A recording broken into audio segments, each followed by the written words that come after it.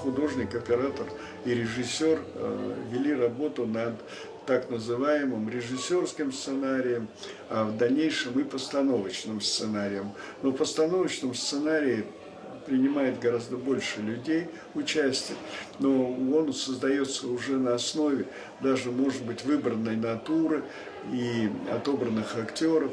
Поэтому вот вся раскадровка и какие-то такие моменты, они делались вот уже коллективно. Даже иногда, может быть, Тарковский не всегда при всем и присутствовал, потому что какие-то раскадровки эпизодов делались и без него. И потом просто мы с ним их согласовывали. Ну, допустим, я думаю, что по Иванову детству, например, сцена перехода линии фронта, вот, которая происходит в этом лесу, то она, в общем, была как бы ему предложена. Раскадровка. Но ведь это, вы знаете, когда есть сценарий, когда есть общая позиция, то здесь уже вопрос кадра, он крупности, самой мизансцены. Мизансцена часто определяется местом действия, где мы предлагаем участок природы, который вот актер может пройти только так. Логически это вот так. И поэтому, почему я сказал о сцене именно перехода линии фронта, потому что она у нас родилась непосредственно уже на месте съемки. Мы случайно нашли вот этот лес затопленный, погибающий лес, который в своем образном внешнем виде он символизирует как бы какую-то утрату. А утрата – это война, она разрушает все. И здесь вот природа разрушенная, она как бы явилась таким камертоном в понимании этой сцены, что как-то образ угасшей природы, он с затопленной водой сопрягался с теми понятиями, как разруха, которую приносит война, с нарушениями нормального образа жизни и людей, и природы. И вот поскольку, значит, это место было нами, так сказать, апробировано и осмысленно, и вот как-то так было, что практически раскадровка делалась, ну, без такого, может быть, детального проникновения Андрея, а конкретно уже вещи какие-то, вот его проникновения, детали были уже на съемочной площадке.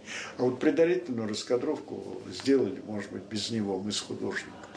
В силу занятости, там, свободы в экспедиции по времени, там, как получалось. Вот. То есть я хочу сказать не то, что вот что-то там, когда вы задали вопрос, когда возникает вопрос о том, что насколько там оператор в этом деле участвует. Это бывает по-разному, и это не умаляет ни в коей мере примат режиссера в этом вопросе. И твоя забота.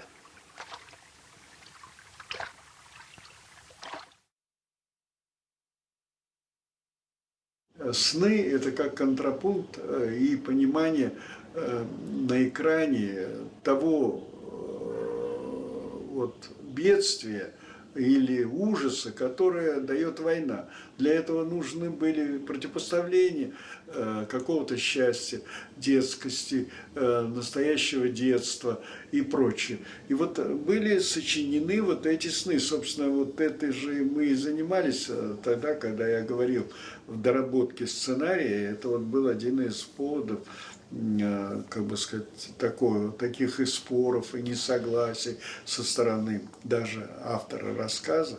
Причем Владимир Осипович иногда вот удавалось нам сегодня его убедить. И он соглашался. И на следующий день мы встречаемся, он говорит: нет, я не согласен. И начиналось снова. Вот.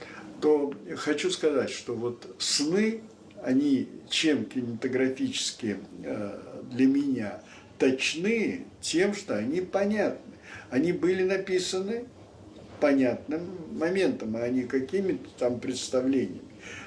Потому что эти представления всегда должны быть материализованы экраном. А раз они материализуются на экране, значит, они должны конкретно, что-то должно сниматься. Ведь мы не можем снимать дым просто только. Хотя дым иногда очень хорошо тоже. Но долго, если может надоесть.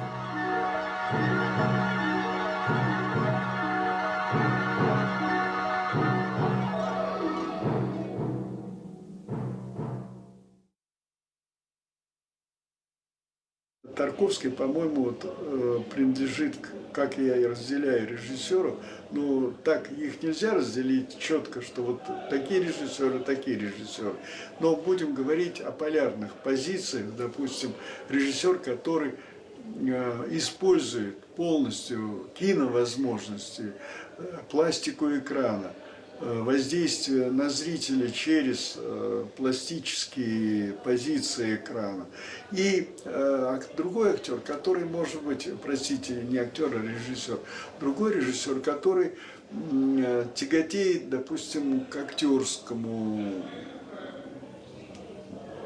доминанту и считает, что вот все можно решить только за счет диалога, монолога и актерского таланта. Действительно, это так.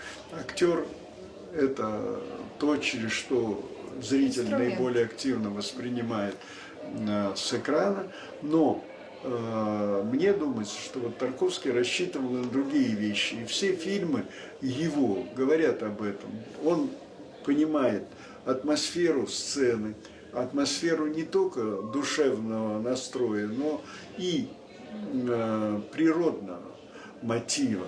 Для него, допустим, важно было, в какую погоду это будет сниматься сцена. Там в пасмурную, в солнечную, но это, я думаю, что очевидно и для многих. Но тем не менее, вот он к операторам относился, думаю, что таким образом он хотел видеть в них своего единомышленника, человека, который бы мог говорить языком образного ряда.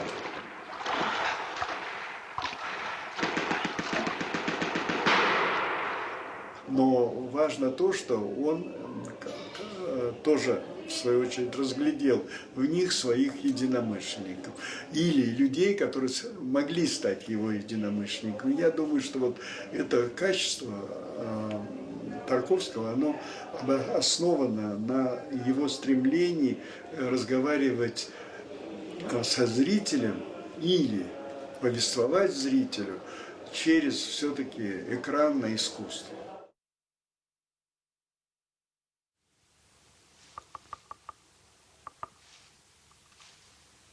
Обычно ведь березовая роща и деревья березы, они растут, и комли у них, низ дерева, он темная кора. А здесь роща, где кора белая практически от самых корней. И это создает особую белизну пространства, вот ее своеобразие. Причем эта вот березовая роща, она была как бы найдена Андреем там в Подмосковье.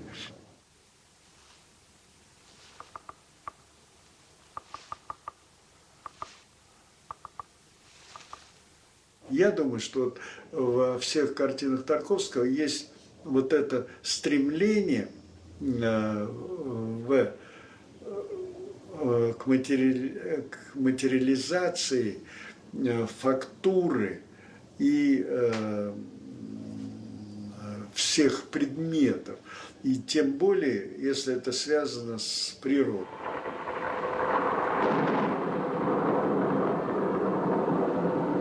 Это все знакомо человеку по жизни. С этим он соприкасается. И когда вот подобный элемент привносится на экране, и тоже на него очень обращается внимание, и он является как бы соприкасаемым с вниманием зрителя, то возникают ассоциации. И здесь не волшебство какое-то, нет, а просто расчет на конкретную психологическую реакцию, психофизическую, или как там ее назовут, те люди, которые как бы научно это определяют, не знаю. Вот. Но, может быть, Андрей даже неосознанно, не расчетно подходил к этому, а подходил эмоционально и по художническому чутью. Потому что мне кажется, что иногда сейчас много теорий по поводу того кинематографа, который создавал Тарковский. И, собственно, при жизни он тоже не пытался отказаться от того, что, может быть, ему приписывали. Я говорю, может быть, потому что я так предполагаю, но никаких обсуждений с Андреем на эту тему не было. Но возникают даже там какие-то понятия философии в его творчестве. Вот. И он это не отвергал. Но в то же время право на определение, что вот в фильме может кто-то прочитать такую философию, другой другую, третий третью. Ну, значит, мне кажется, что тем самым это произведение богато.